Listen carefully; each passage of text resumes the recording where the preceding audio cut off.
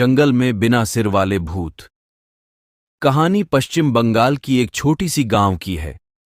उस गांव में 100 से 200 लोग रहते थे। गांव में मोहन नाम का एक लड़का भी रहता था जो काफी घूमता फिरता था। आसपास के जंगलों में जाके वो आम, बेर, जामुन इत्यादि लाया करता था। उसकी ये आदत लगभग गांव के हर आदमी को पता था। एक दिन वो हमेशा की तरह बारिश के दिनों में जामुन लेने जंगल चला जाता है और बहुत सारे जामुन वो घर लेके आता है। घर में और गांव में भी वो लोगों को जामुन देता है। उस रात यूं हुआ कि वो अचानक रात के 1:50 बजे बिस्तर से उठकर जंगल की ओर जाने लगता है। घर में उसके मां दरवाजा खोलने की आवाज सुनी थी, लेकिन वो सोची शायद मोहन पेशाब करने गया होगा।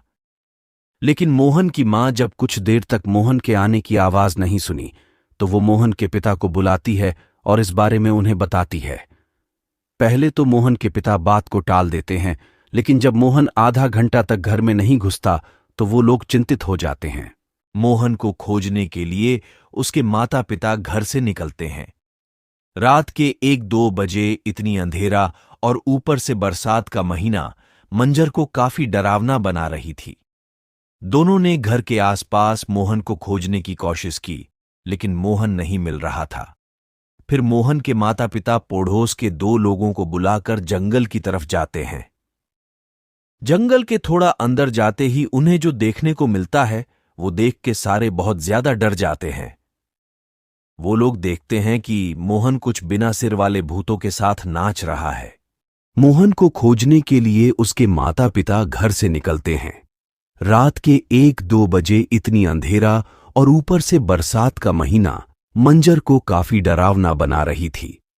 दोनों ने घर के आसपास मोहन को खोजने की कोशिश की, लेकिन मोहन नहीं मिल रहा था।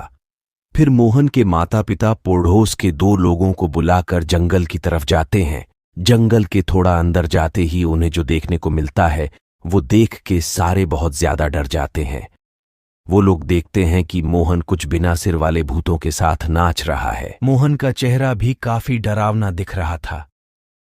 ये सब मंजर देखकर उन लोगों के पसीने छूट जाते हैं। उन लोगों में से किसी की हिम्मत नहीं हुई कि पास जाके मोहन को बुलाए।